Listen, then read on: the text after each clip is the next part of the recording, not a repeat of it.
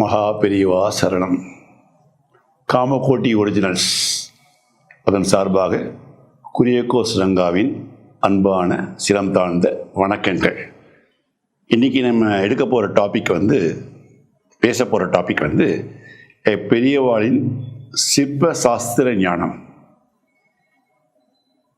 இதை சொன்னவர் பஞ்சாபிகே சாஸ்திரிகள், கும்பகோணம். பெரியவாளுக்கு சிற்ப கலையில் அபூர்வமான ஞானம் இருந்தது. சிற்பம் செய்கிறவ சிற்பிகளுக்கே தெரியாத சில விஷயங்கள்லாம் கூட பெரியவா கரெக்டாக சொல்லுவாள். சிற்பம் செதுக்கும் பொழுது ஆண் கல், பெண் கல், ஆண் பெண் இரண்டும் இல்லாத கல் அப்படின்னு 3 வகை உண்டு. 3 வகையான பாறங்கள்லாம் இருக்கும்.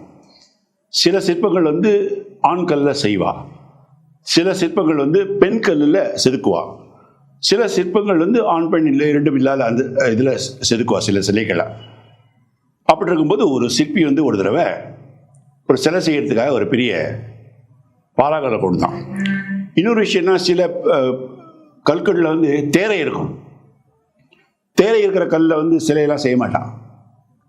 இந்த மாதிரி அந்த ஒரு சிற்பி ஒரு பெரிய கல்லை பெரியவா கிட்ட கொண்டு நிறுத்தும் போது பெரியவா அந்த கல்லை பார்த்துட்டு, இது வேண்டாம்னார். ஏன் பெரியவான்னு? இதில் தேரை இருக்குன்னார்.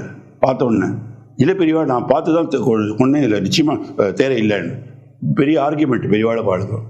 அப்படியா, உடச்சிப்பார் அப்படின்னார். உன்னை சிற்பி அந்த கல்லை உடைச்சான். பார்த்தா ஒரு தேரை அப்படியே துள்ளி குறிச்சு போச்சு. அப்படிப்பட்ட ஞானம், அப்படியே மிரண்டு போயிட்டான் அந்த சிற்பி. பாத்திரத்துலேயே நம்மளாம் உடச்சி தான் சொல்கிறோம், பெரியவா இப்படி பார்த்த மாத்திரத்தில் சொல்கிறான்னு சொல்லி அப்படியே காலில் விழுந்தான். அப்படிப்பட்ட சிற்ப ஞானம் பெரியவாளுக்கு. பெரியவாளின் சரித்திர ஞானம். ஒரு தடவை பெரியவாளை பார்க்கறதுக்காக ஒரு பெரியவர் வந்திருந்தார். அவருடைய பார்த்துட்டு, பெரியவா நீ ராமசாமி தானே? ஆமாம் பெரியவா. ஊர் இது கல்பட்டு, அந்த திருவண்ணாமலை பக்கத்தில் இருக்க அந்த கல்பட்டா? அதே தான் பெரியவா. ஆமாம், அந்த ஊருக்கு கல்பட்டுன்னு ஏன்டா பேர் இருந்தது தெரியுமா உனக்கு? தெரியாது பெரியவா. அடா, அந்த ஊர்லேயே பிறந்து வளர்ந்தவனி, அந்த ஊருக்கு ஏன் பேர் தெரிலங்கிற? இல்லை, நான் சின்ன வயசுலேயே பாம்பேக்கெல்லாம் போயிட்டேன், அதனால் தெரியலன்னு. ஆனால் தெரியப்படாதா? ஏன் தெரியுமா வந்தது?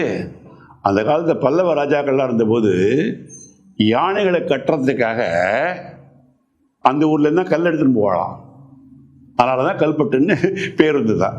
தெரிஞ்சிட்டியா இப்போ அப்படின்னார. பெரியவாளுடைய சரித்திர ஞானம் பத்தில மகா பெரியவா சரணம்.